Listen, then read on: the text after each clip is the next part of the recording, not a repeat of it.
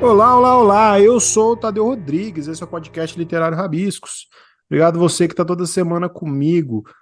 Hoje, essa semana, mais um papo especialíssimo, querido amigo Jorge Filiolini. A gente já vai falar dele. Mas antes da gente começar o episódio, eu quero pedir para você que estiver ouvindo a gente no Spotify, dá 5 estrelinhas, é gratuito, não custa nada e ajuda bastante a gente. Se você está ouvindo a gente no Deezer, no iOS, no Amazon Podcast, ou enfim, qualquer plataforma de streaming, favorite também, que isso fortalece o nosso corre demais. Quero falar do livro da minha querida amiga Carol Cavalcante, O Corpo Quente Ainda Grita, que saiu pela editora Patuá. O livro está lindo, a Carol, que é parceira aqui do Rabiscos, que apresentou por um ano o Cabine do Filme, que era o podcast de cinema do Rabiscos, que a Carol está lançando o seu livro. E assim, tá uma obra-prima, vale muito a pena conhecer. A Maria Eugênia Moreira também me enviou o livro dela, Os Pares de Sapato Não Acompanham as Quedas, que saiu pela editora Reformatório. A Maria Eugênia é um talento, eu conheci ela pela internet, tem uma visão bem legal da literatura e o livro dela tá maravilhoso. É isso, Os Pares de Sapato Não Acompanham as Quedas. Outra surpresa para mim aqui para o mundo literário do Rafael Vitor Rosa Oliveira, que a minha querida amiga Cali Boreas fez a ponte. Ele é de Tocantins e ele me mandou o livro dele novo, Ascensão, que saiu pela Cotter Editorial, uma capa bem bonita. Vou ler e o Rafael aí tem tido bastante troca comigo e é bem bacana. Outra parceiraça que já esteve aqui no Rabiscos, a Fernanda Calef Barbeta, está lançando seu livro 1 mais 1 é igual a 2, 2 menos 1 é igual a 0, que saiu pela CEP Editora. Chegou fresquinho para mim. Ainda não li, mas é um livro de poesia, prosa poética. A Fernanda é uma querida, ela participa sempre do clube de conto da Editora Reformatório também. É isso, fica aqui minha dica. E o último recebidos da semana, Retratos Animalescos do Quintal que Habitamos, do Gustavo Urbieta, que me enviou também, ele me procurou no Instagram, falou do trabalho dele e tal, o livro está bem interessante.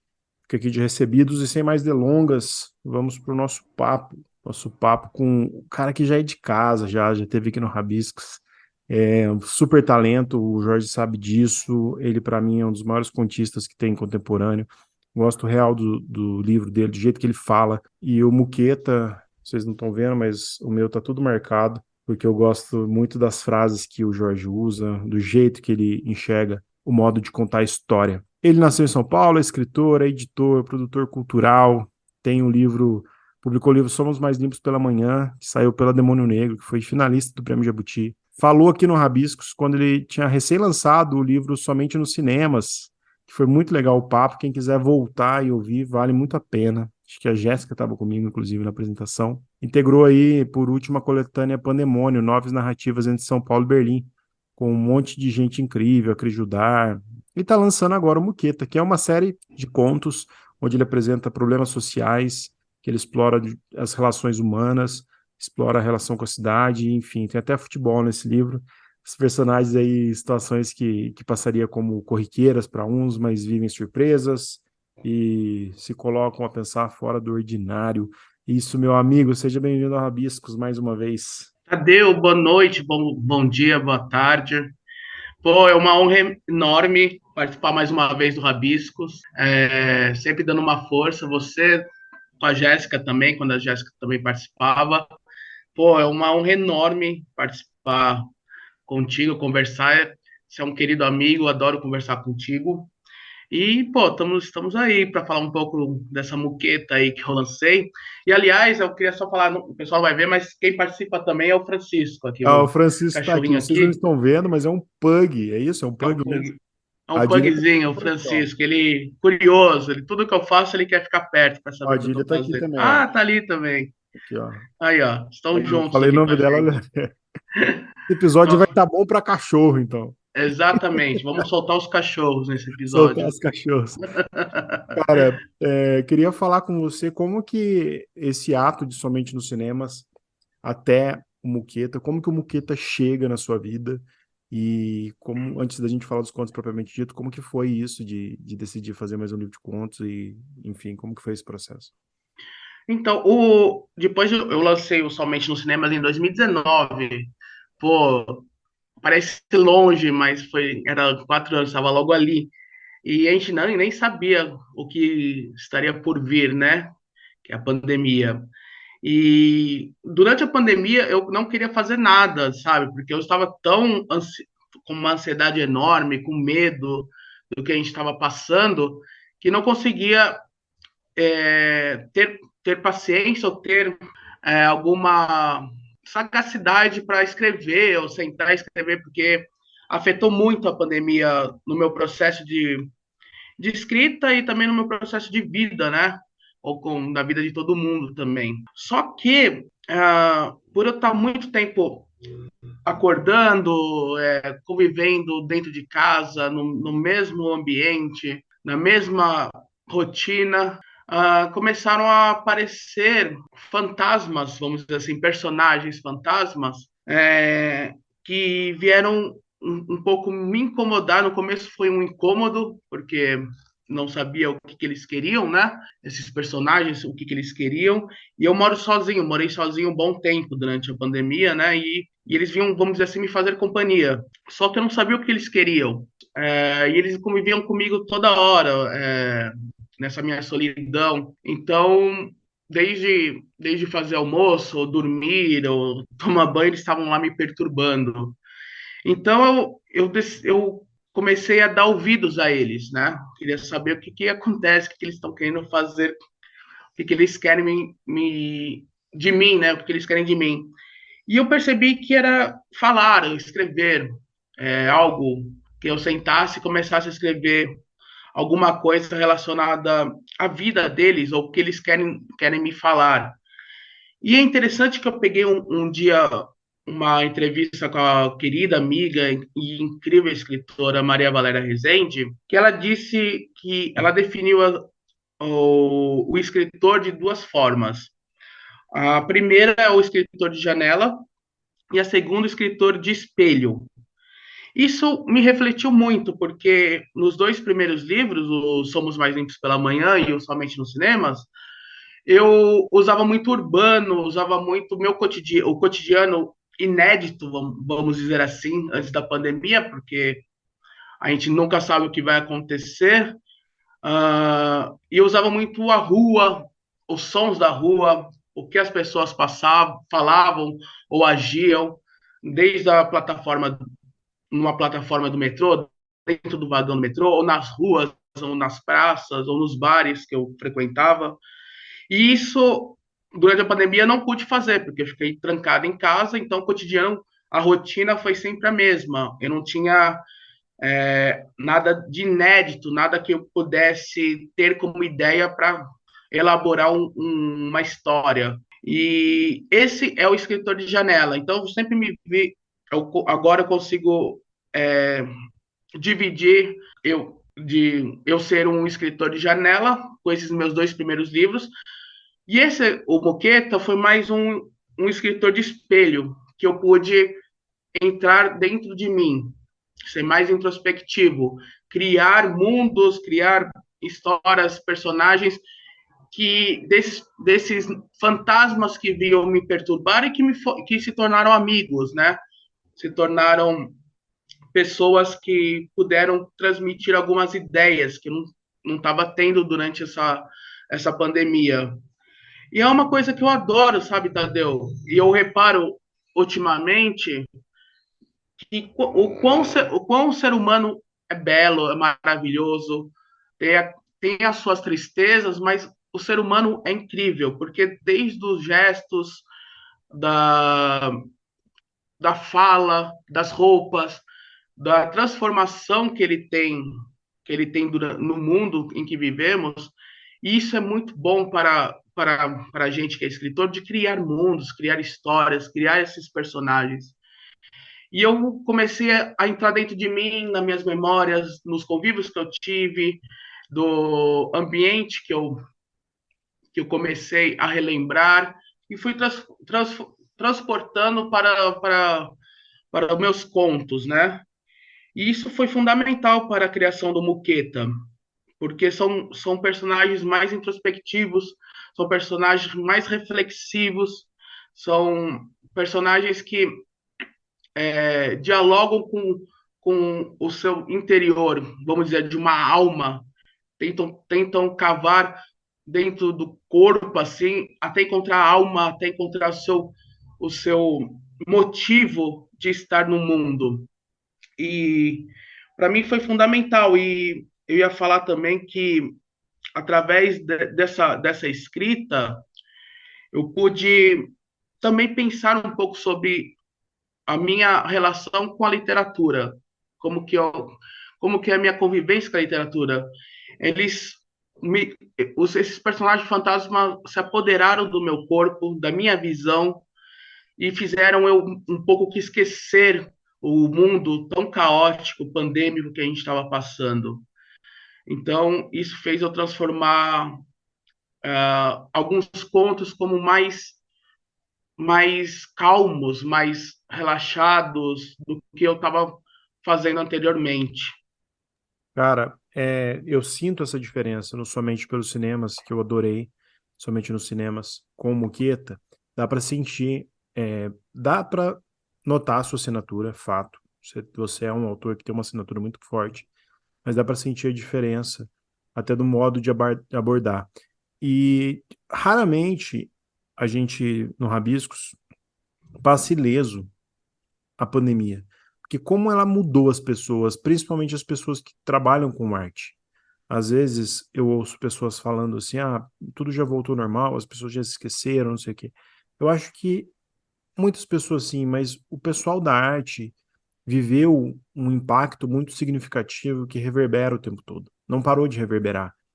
É raro mesmo o episódio que a gente não fala disso, que pessoas mudaram, artistas mudaram, escritores mudaram, escritoras passaram a revisitar seus textos antigos, passaram a valorizar, e ouvindo você falando, me dá um pouco de discernimento dessa estranheza que eu senti de um livro para o outro, mas agora tudo faz sentido, né? Quando você falou dessa diferença da Maria Valéria, do escritor Janela e Espelho, né?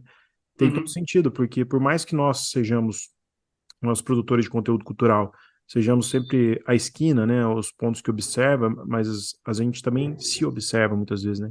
Você abre o livro com o conto Pedaço da Maçã, que eu achei até de uma alusão ao pecado, né, um pedaço da maçã que toma. E é um livro que fala um pouco sobre memória, e ele é um conto que fala sobre memória, ele é um conto de fôlego também, né? Eu queria que você falasse da sequência dos contos, como que você pensou, e eu achei fantástico, eu que li todos os contos na sequência, eu achei fantástico você abriu o livro com ele, de fato, você prepara nós, leitores, para o que vem pela frente, assim. Queria que você falasse um pouco desse conto específico e dessa sequência que você pensou. Exatamente, porque o conto Pedaço de Maçã, Tadeu, foi um dos contos mais difíceis e mais longos que eu trabalhei nele. Uma coisa da pandemia e uma coisa, algo que pegou, que a gente, durante a pandemia e depois da pandemia, a gente envelheceu uns 10 anos depois de tudo que nós passamos.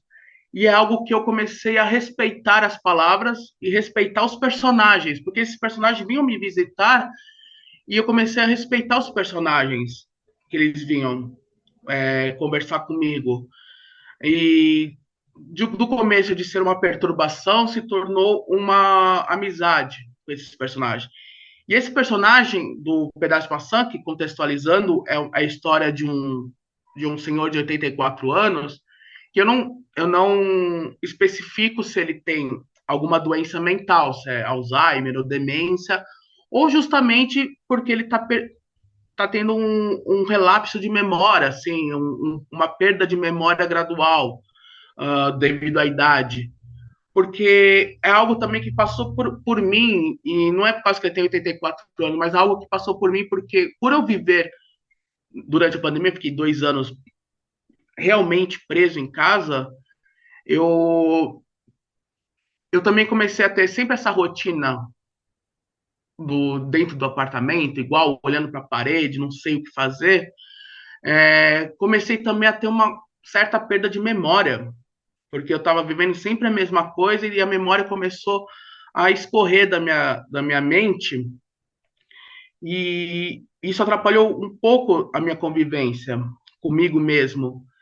E esse personagem apareceu, eu acho que até mesmo para me ajudar, a me orientar e pedir para escrever. E é interessante porque é em primeira pessoa, e trabalhar em primeira pessoa sobre um senhor de 84 anos, algo que é bem desafiador, porque é algo que eu não cheguei, não tenho experiência, né?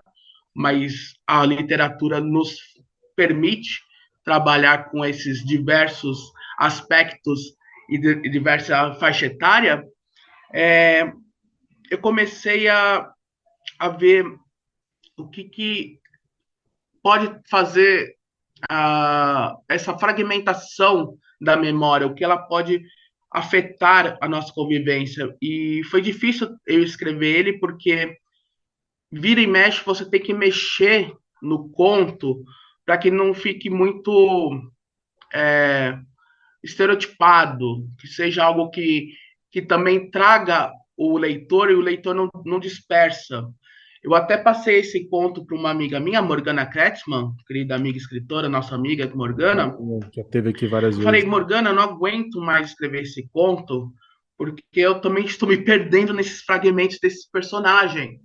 Realmente eu estou ficando embaralhado com o que ele está falando, com o que ele está pensando. Uma hora ele fala do Fusca do pai, depois fala do Fusca dele, depois do Fusquinha que é de brinquedo, então tá esse embaralho todo. E ele tá procurando o remédio, que ele não acha o remédio. Aí eu passei para ela, por favor, dá uma olhada, vê se dá para entender, se dá para ler para ler bem esse conto. E ela me deu uma ideia muito boa. Ela falou que teve um caso na família de Alzheimer e que essa pessoa da família dela, ela sempre remetia à infância, querendo, falando, cadê minha boneca, sabe? Onde está minha boneca? Isso ficou um pouco também na repetição de cadê meu remédio? E também ajudou, que ela me deu um toque, que é legal a gente passar o que a gente escreve para outras pessoas lerem antes da gente publicar, porque eles dão ideias, eles dão apontamentos sensacionais para que o conto fique bem encaixado.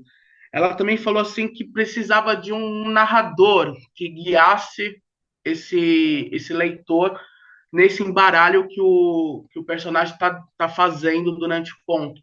Aí eu criei um narrador que fica entre chaves e ele também está permeando, está guiando o leitor para esse senhor que está falando em primeira pessoa.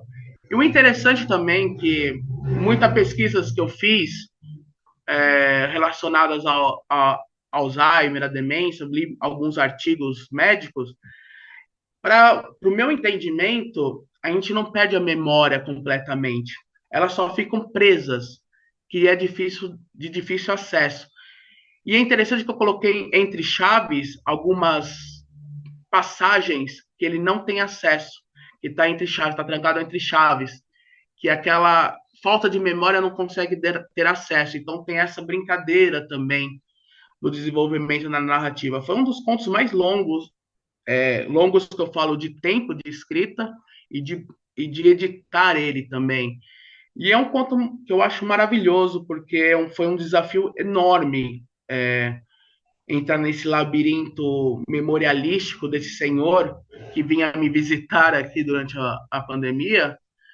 E eu quis que fosse como o abre do livro, para mostrar também, Tadeu, que realmente o Muqueta é um divisor de águas do que eu estou escrevendo, assim, porque os outros livros, em alguns contos, já saio gritando, já saio falando muita coisa jogada ao leitor. Esse já está mais sereno, está mais introspectivo, como eu falei no começo, e demonstra um pouco de que se você conseguir engrenar, você consegue ler o livro todo. Então, quis que fosse um abre.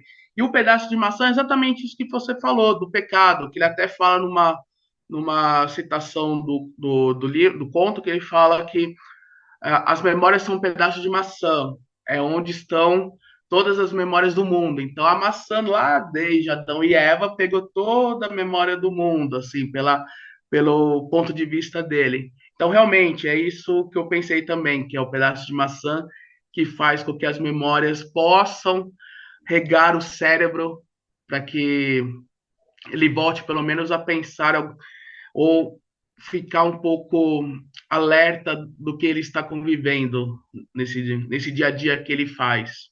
Eu acho que você consegue muito isso, porque é muito isso, é uma nova cara sua, assim, um pedaço de maçã, e você meio que se prepara, você se conforta. Para mim, é um dos contos favoritos também.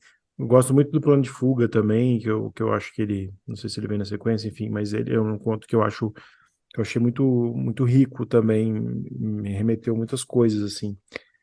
Esses fantasmas que você falou, eles não te visitam mais? Pior que não, eles pararam, porque eles usavam o meu corpo, a minha escrita, a minha visão até, e depois eles iam embora, eles se despediam e iam embora. Sim, eu acho que foi a tarefa, fiz a tarefa que eles pediram, eles iam embora, não vieram mais me visitar, porque depois que eu publico o livro, eu também fico bem relaxado, sabe? Tem uma ressaca minha de que eu não escrevo mais, eu espero muito tempo para escrever. Eu volto às minhas leituras, porque durante o meu processo de escrita eu não leio, porque para mim pode influenciar muito no meu processo de escrita, isso para mim, né? E eles não voltaram mais.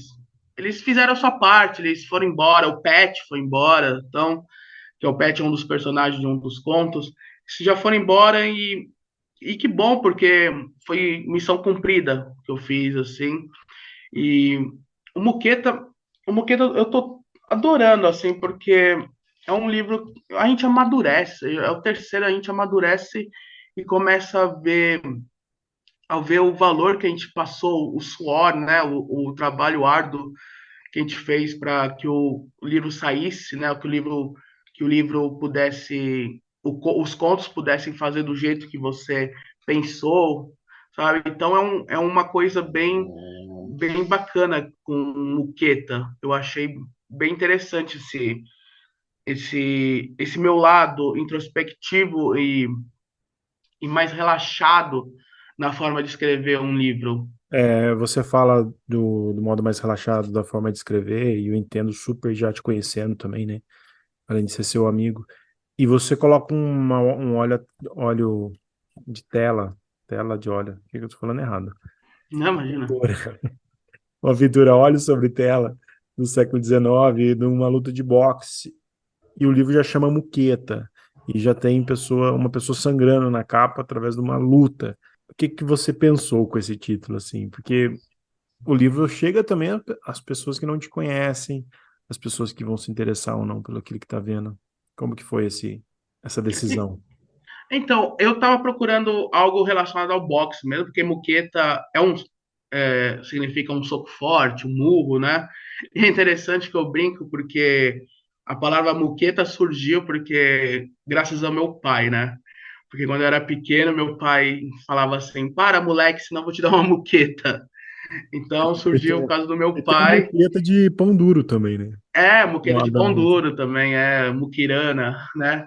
E eu estava atrás de uma pintura relacionada a boxe, mais por ser também aquela visão do Cortázar do boxe, né? Relacionada ao boxeador, né? Dos contos. E eu quis algo relacionado ao boxe. Aí encontrei essa pintura do George Bellows, de 1909, e fiquei fascinada com ela.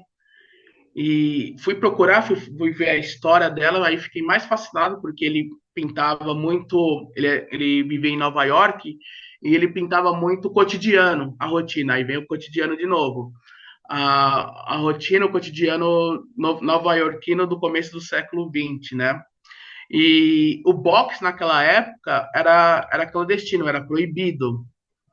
E mais ainda, o boxe, naquela época nos Estados Unidos, era proibido para pessoas negras disputarem. E na capa tem Não sabia disso. É, na uma capa tem uma pessoa, pessoa negra, né? uma pessoa negra esmurrando o cara branco, tirando o sangue do cara branco, né? E e foi interessante esse movimento, esse sangue, e também para um pouco mais para ver muqueta, mas quando a pessoa entrar no livro, são pequenos soquinhos só, são mais uns tapas, assim, não são muita Muquetinhos. porrada como nos livros anteriores eu dava, sabe? E é interessante você falar do porquê, eu só voltando do porquê eu abri com, com um pedaço de maçã. Eu tive recentemente num clube de leitura que eles leram Muqueta e eles falaram assim, eles perguntaram, pô, por que você abriu com esse conto, né?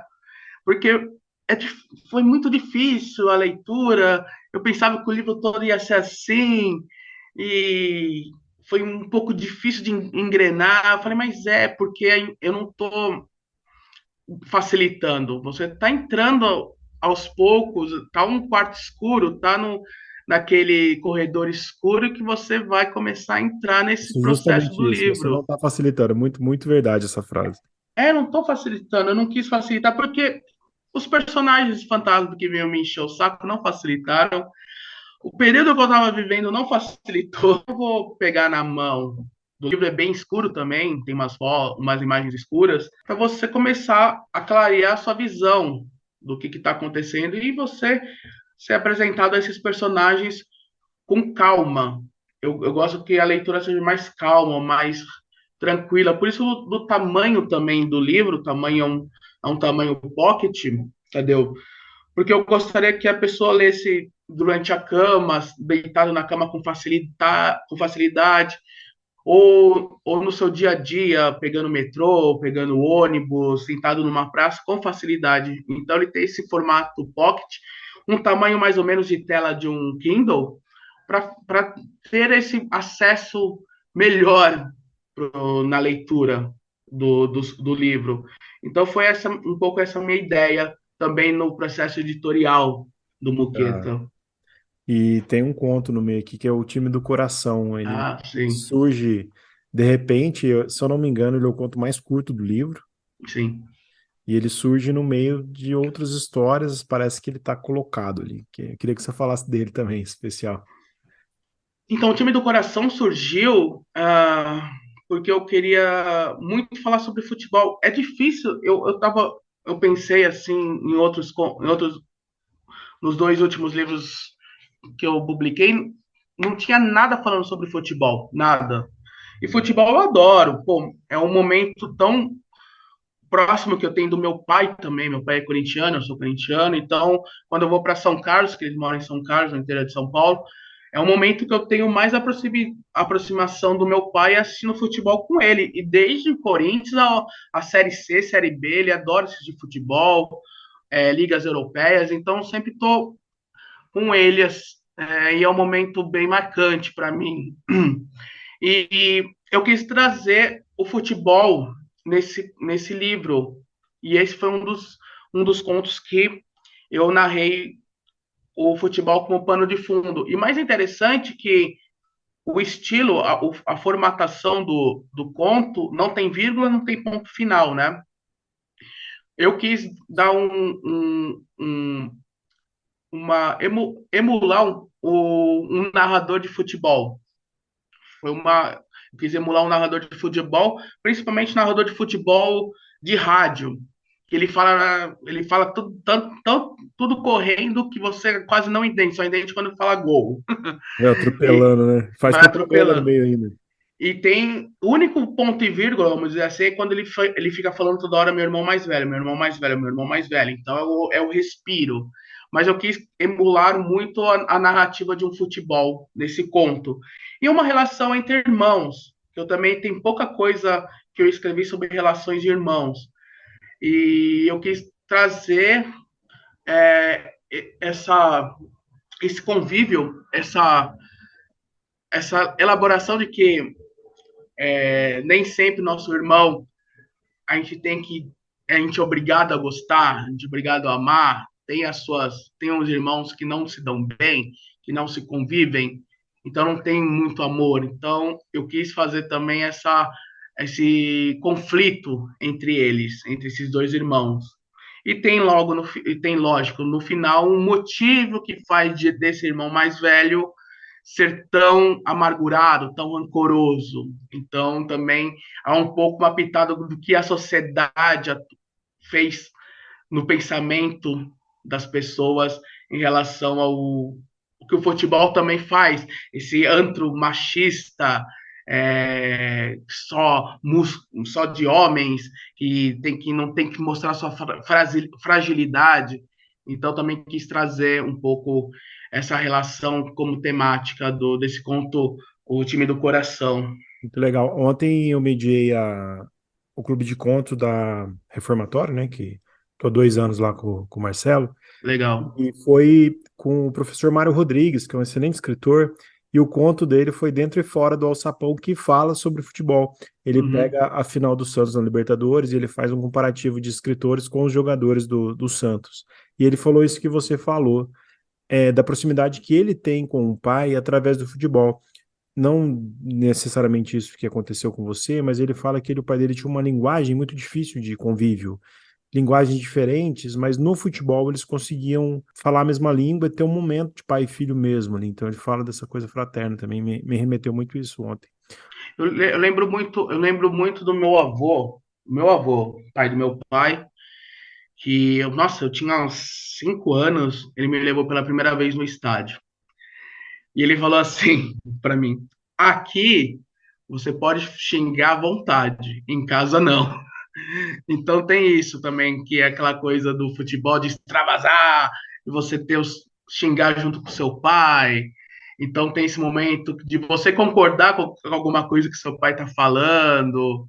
Aí não foi impedimento, ou esse juiz ladrão. Então também é um convívio muito próximo do nosso diálogo entre o futebol, dando como uma mesa amigável entre mim e meu pai. Assim. Então, realmente, o futebol sempre foi a chave para eu entrar nesse convívio com meu pai Tem muito a ver com literatura, né? Há também. 2, 3 semanas a gente recebeu o Rodrigo Casarim, que também que é outro apaixonado por futebol, e a gente falou São muito. Paulino, São poxa. Paulino, igual eu. Você é São Paulino? São Paulino Poxa. também. E, cara, para a gente ir para a reta final, eu queria que você falasse um pouco da edição, né, que saiu pela Editoria, e falasse um pouco da RIA também, que quando esse episódio for ao ar, já vai ter comemorado os 2 anos. Na verdade, a gente está gravando na terça, amanhã vai ser a comemoração, vai ter vários eventos lá na RIA Livraria. A gente já fez alguns episódios com participação do Marquinhos, quero deixar um beijão aqui para ele, inclusive. Mas queria que você falasse um pouco do trabalho, um pouco da editora também, um pouco da RIA, pro pessoal que não conhece, que vai visitar São Paulo, que quer conhecer um pouco aí desse reduto literário. O Muqueta, eu estava com uma ideia de lançar por edição do autor, por minha conta mesmo. E o Marquinhos sempre foi um parceiro, um querido amigo, desde produções culturais ou de ideias literárias. E a RIA, ele vem tocando a RIA muito bem na guerrilha, por causa que ter uma livraria de rua em São Paulo é bem complicado, mas a gente vai na luta, ele vai na luta sempre. Aí ele me falou, foi por uma brincadeira, assim, tô querendo lançar um selo editorial, você topa, quer colocar o Muqueta? Eu falei, poxa, demais. Aí ele batizou como editoria ah, o selo, e desde então, aí eu lancei, fiz, fiz junto com ele o processo editorial, fizemos o lançamento em junho, lá na RIA, o Muqueta, e desde então a gente está pensando, assim, ele me passou como curador do selo, então estou à procura de escritores e escritoras para publicarem, né? Eu inaugurei, então não quero ficar só na inauguração, quero ter mais nomes, mais livros para o catálogo. E a Relivraria, cara, é um lugar, assim, incrível, porque lá tem um acervo ótimo de livros.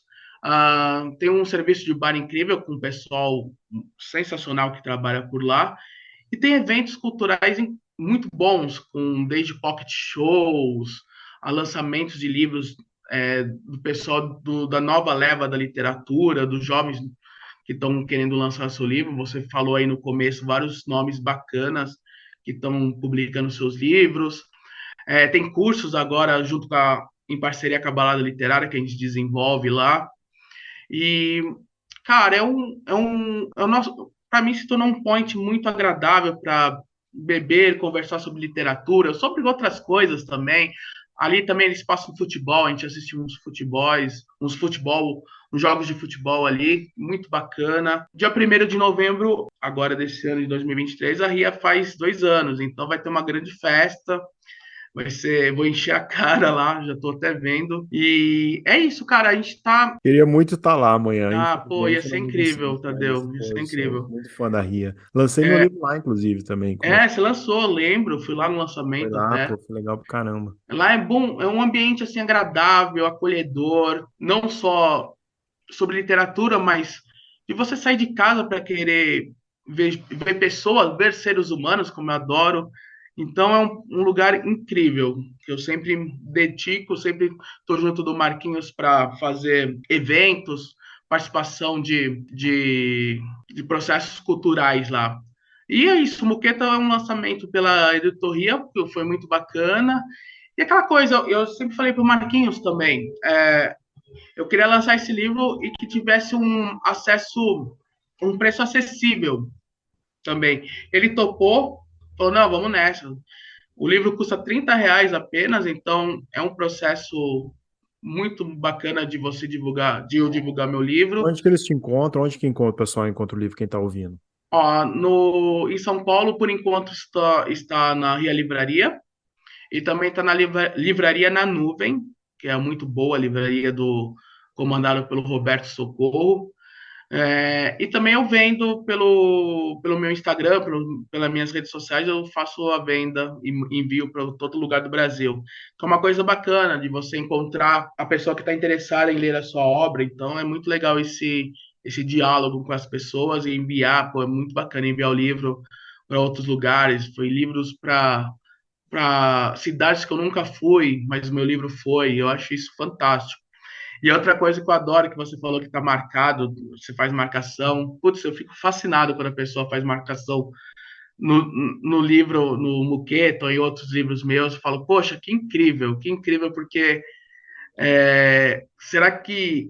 Porque às vezes esses personagens que tomaram conta e eu vejo e falo, caramba, olha o que eu escrevi isso, sabe? Fica um pouco nesse, nesse momento mágico que a literatura nos permite fazer. E é bem bacana. Então, o Muqueta está aí na RIA, na nuvem, e também comigo, Vou pelas deixar, minhas redes sociais. vou deixar os links aqui todos. Eu gosto de marcar o livro porque às vezes eu não tô lendo nada.